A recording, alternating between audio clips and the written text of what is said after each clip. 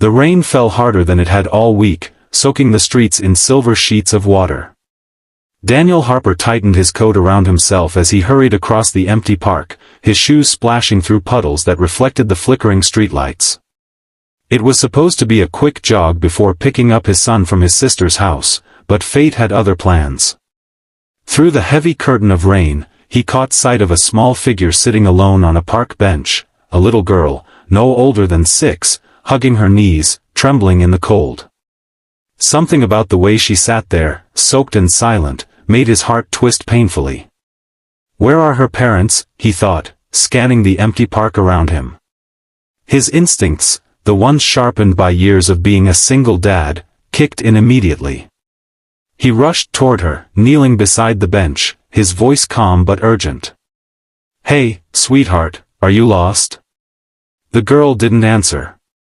Her lips trembled, her hair plastered to her cheeks by the rain, and in her small hand, she clutched a broken pink umbrella. Daniel gently wrapped his coat around her, feeling the tiny shivers of her body against his chest as he picked her up. "Before we go further, if you believe in kindness, second chances, and the beauty of unexpected reunions, please take a moment to like, comment, share, and subscribe to this channel. Your support helps stories like this reach more hearts." Daniel hurried to his truck, settling the girl in the passenger seat and turning the heater on full blast. She looked at him cautiously, her eyes wide and glistening, eyes that felt strangely familiar, though he couldn't quite place why. "It's okay," he said softly, handing her a towel from the back seat. "You're safe now. We'll find your family." She whispered something then, barely audible over the hum of the heater. "I was looking for my mommy, but I can't find her." The words pierced him. He'd known that same helpless fear. Years ago, when his own son, Jamie, was just 3 and had wandered off in a grocery store. He took her to the local police station, but there had been no reports of a missing child yet. The officer on duty suggested keeping her warm for the night while they tried to locate her parents. So Daniel took her home. He made her hot cocoa, wrapped her in Jamie's old dinosaur blanket, and watched as she drifted into sleep on the couch. There was something so fragile and pure about her presence that filled the quiet house with a warmth he hadn't felt in years. She looked like she belonged there, as if fate had placed her in his life for a reason. As Daniel watched the rain outside his window, his mind drifted back to a name he hadn't said in years, Emily Carter. His first love. The woman he thought he'd spend his life with. They had met in college, shared dreams of building a future together, but life had pulled them apart after graduation. He chose responsibility over romance when his girlfriend at the time, not Emily, became pregnant. Emily had left town shortly after, heartbroken. He hadn't seen her since. But now, as he watched the sleeping girl clutching the edge of the blanket, something in her features, the curve of her nose, the small dimple in her chin, made his heart stop. She looked so much like Emily. The next morning, Daniel cooked breakfast for both of them. Jamie, now 8, was instantly curious and protective, insisting on sitting beside the girl and sharing his pancakes. "What's your name?" he asked between bites. "Lila," she said softly, her voice steadier now. Daniel smiled at the name. "That's a beautiful name," he said. "Do you know your mommy's name, Lila?" The girl nodded. "Her name is Emily." The fork slipped from Daniel's hand. His world froze in that instant, the sounds of the rain, the clatter of dishes, even his own heartbeat seemed to fade. Emily. The same Emily he had loved. The same Emily he had lost. He stared at Lila, realization hitting him like a storm. This is her daughter.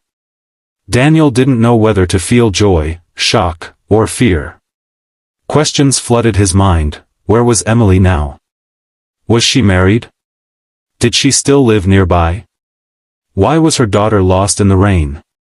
He spent the next few hours calling local authorities again, and by noon, the police informed him they had reached the child's mother. She was on her way. When the doorbell finally rang, Daniel's breath caught in his chest.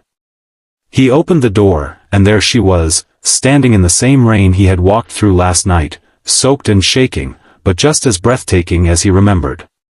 Emily Carter. Her eyes, those familiar hazel eyes that once held his entire world, met his, and for a long, suspended second, neither of them spoke. Then she looked past him, spotting Lila on the couch, and ran to her, dropping to her knees as tears spilled freely. "Oh my God, baby, I was so scared." Daniel stood silently, watching the reunion, his heart pounding with a mix of relief and disbelief. Emily turned back toward him finally, her voice trembling. "You found her?" she asked. He nodded slowly. "She was in the park, alone. I couldn't just leave her there." Their eyes met again, 1,000 unsaid words passing between them. Gratitude. Shock. And something deeper that neither could name. They sat down later, after Lila had fallen asleep again, and Emily explained everything. She had recently moved back to town for work after years in another city. It had been a stressful day, a business call had kept her longer than expected, and in that small window of chaos, Lila had wandered off from the cafe where they were supposed to meet her friend. She'd spent hours searching, calling the police, praying. When she got the call that her daughter was safe, she'd nearly collapsed in relief. "I can't thank you enough," she whispered, her eyes glistening. Daniel smiled faintly. "You don't have to. I'm just glad she's safe." But deep down, it stirred something in him, the echo of what they once shared, the love that had never truly died. He wanted to say so much, to ask where she'd been, if she'd ever thought of him, but he held back. Life had changed. He was a single dad now, and she had a daughter. Over the next few days, Emily and Daniel kept in touch, mostly about Lila's adjustment after the incident. But soon, their conversation stretched beyond polite updates. They talked about parenting struggles, their careers, their regrets, and the long road that had brought them here. Every word between them carried the weight of lost years and the warmth of rediscovery. One Saturday morning, Emily dropped by with Lila to thank him properly.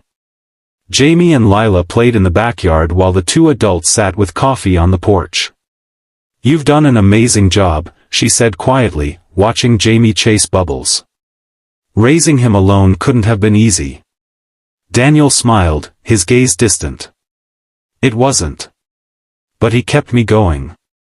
He was my reason to get up every morning." Emily's eyes softened. "I always knew you'd be a good father." There was a pause, long, tender, full of things both said and unsaid. "And you?" Daniel asked finally. "How have you been, really?" Emily looked down at her hands, her voice breaking just a little. "I married for a while, it didn't last. Lila's dad left when she was 2. It's just been us since then." Something shifted between them in that moment, a fragile bridge built over years of distance and unspoken pain. It wasn't just nostalgia anymore. It was understanding. The kind that only comes when two broken hearts find each other again, not as who they were, but as who they've become.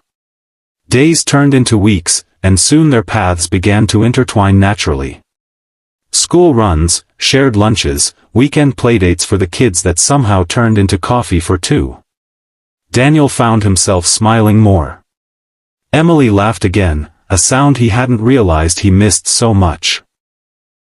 Both of them carried scars, but together, they found something resembling peace.